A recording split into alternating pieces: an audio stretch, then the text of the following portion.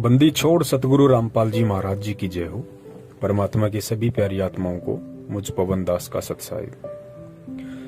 बहुत सारे भगत भाई बहनों की एक शंका है, क्योंकि वो प्यारी आत्माएं नई नई परमेश्वर के मार्ग से जुड़ती हैं, पहले सत्संग इतना सुन नहीं पाती हैं और इस भक्ति मार्ग की जो क्रियाएं हैं जो गुरुदेव ने बताई हैं वो समाज और दुनिया के बिल्कुल विपरीत हैं। तो हर बार उनको ऐसा लगता है कि कहीं मेरा नाम तो खंडन नहीं हो गया, कहीं मेरी कोई मर्यादा तो भंग नहीं हो गई। चिंतित वो आत्मा हो जाती है। तो परम पूज्य सतगुरु रामपाल जी महाराज जी ने एक छोटे से सत्संग के माध्यम से उन सभी प्यारी आत्माओं का भ्रम निवारण और शंकाओं का निवारण किया है कि भाई जब तक आप अपनी तरफ से जानबूझकर कोई गलती नहीं करोगे, परमात्मा की मर्यादाओं को नहीं तोड़ोगे और अनजाने में यदि आपसे कोई भी गलती हो जाए, कैसी भी गलती हो जाए, कैसी भी गलती का मतलब यहां तक परमेश्वर बताते हैं कि अनजाने में धोखे से अगर आपके हाथों किसी की हत्या भी हो गई है तो परमेश्वर की नजरों में आप दोषी नहीं है। यहां का जो विधान है वो अलग है और परमात्मा का विधान अलग है। अगर धोखे से अनजाने में अगर हमारे से किसी जीव की हत्या भी हो जाती है और यदि हम परमेश्वर की शरण में हैं और मर्यादा में हैं तो परमात्मा यहाँ का जो नियम है काल भगवान का, उस हत्या के लिए जो दंड है परमात्मा उसमें भी हमारी रक्षा करता है और अपने विधान में तो परमात्मा पूर्णतया निर्दोष ही साबित करता है।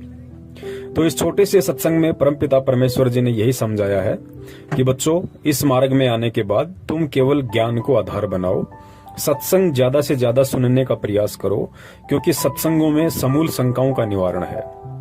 छोटी छोटी बातों को लेकर चिंतित मत हुआ करो और ये जो परमेश्वर के नियम आपको बताए गए हैं, जो मर्यादाएं आपको बताई गई हैं कि किन किन बातों से आपकी मर्यादाओं का हनन होता है, आपकी मर्यादा खंडित होती है और परमात्मा की मेहर से आप दूर हो जाते हैं।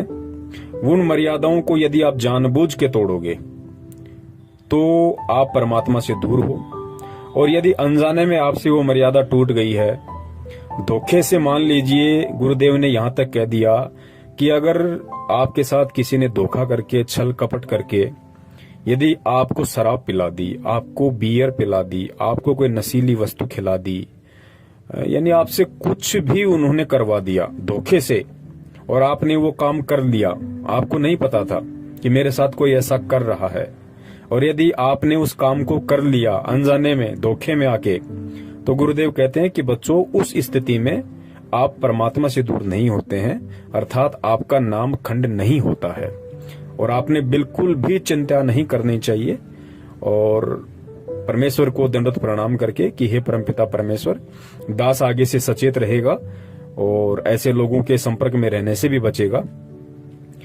और उसके बाद परमेश्वर कहते हैं कि अपनी भक्ति को करता रहे, भक्ति को नहीं त्यागना चाहिए।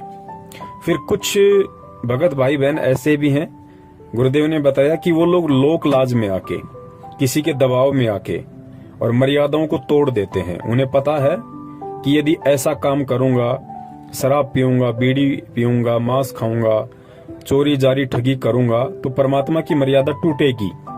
लेकिन उसके बावजूद भी किसी पारिवारिक सामाजिक दबाव में आके यदि वो आत्मा ऐसा कर्म कर देती है, उसे तो मालूम पड़ ही जाता है कि मैंने परमात्मा की मर्यादा तोड़ दी है।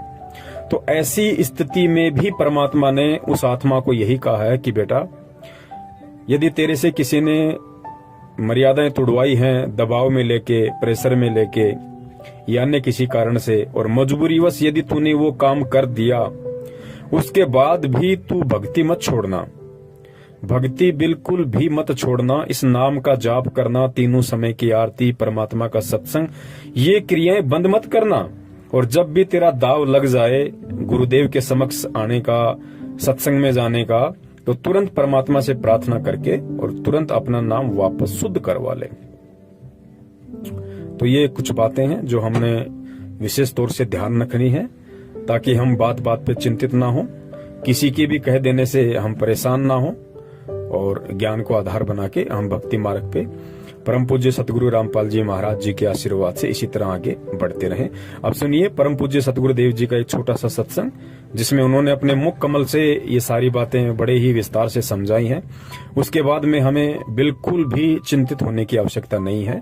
यदि हमने चिंता करनी है तो केवल अपने नाम की करनी है, अपनी मर्यादाओं की करनी है, कि हम परमेश्वर की शरण से दूर ना हो जाएं और जाने अनजाने में भी हमारे से कभी परमेश्वर की मर्यादाओं का खंडन ना हो। सत साहेब, जय हो बंदी छोड़ के। पूरे मानव को अज्ञान से भर रखा है और एक परिवार में एक या दो ही परमात्मा का बच्चा प्रथम आता है और वो कोई ना कोई ऐसी समस्या उसके आगे अड़ ही जाती है जिस कारण से संघर्ष करते करते भी गलती बन जाती है। तो फिर उसके लिए बताया जाता दोबारा उपदेश ले और आगे भगवान को याद करके और मर्यादाएं खंड नहीं करना, नहीं तो भक्ति नहीं चलेगी। तो एक दो बार आपको ये ऑप्शन दिया गया है और आप इसको फिर दोबारा ले लीजिए मंत्र, आप फिर स्टार्ट हो जाएंगे। जैसे किसी का मंत्र खंड हो जाता है, दूर देश में बैठा है और उसका पर जहाँ फोन आता है, प्रार्थना होती है, तो उसका मंत्र खंड भी होता है, तो भक्ति बंद नहीं करनी चाहिए उसने, क्योंकि उसने नोइंगली नहीं कर रखी। तो फिर उसका जो डिपॉजिट होगी भक्ति वो सुचारू कर दी जाएगी, वो उस ओरिजिनल अकाउंट में आपकी आ जाएगी।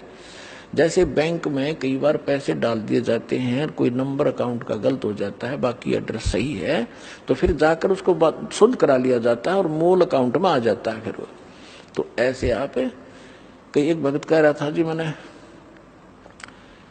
मेरे को ना किसी ने बारात में गया हुआ था और कैंपा कोला में बियर डाल दी, मेरा नाम खंड हो गया।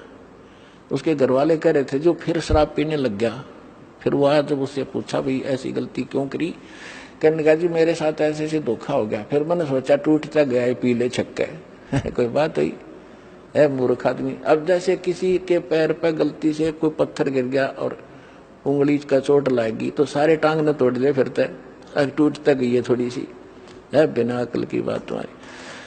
तो उसको ऐसा नहीं करना चाहिए। वो खंड आपने किया नहीं, किसी कारण से हो गया, तो वो खंड भी नहीं होता ऐसे। अगर किसी ने आपके साथ धोखा किया है तो आपका नाम खंडित नहीं हुआ। फिर भी शंका बनी है तो सुचारू करवा लीजिए, वो कोई दिक्कत नहीं। और भक्ति नहीं छोड़नी चाहिए, वो करती रहनी चाहिए। किसी भी कारण से खंडित हो भी गया है, साधना करते रहिए, लेकिन इस उद्देश्य से कि फिर माफी मांगूंगा।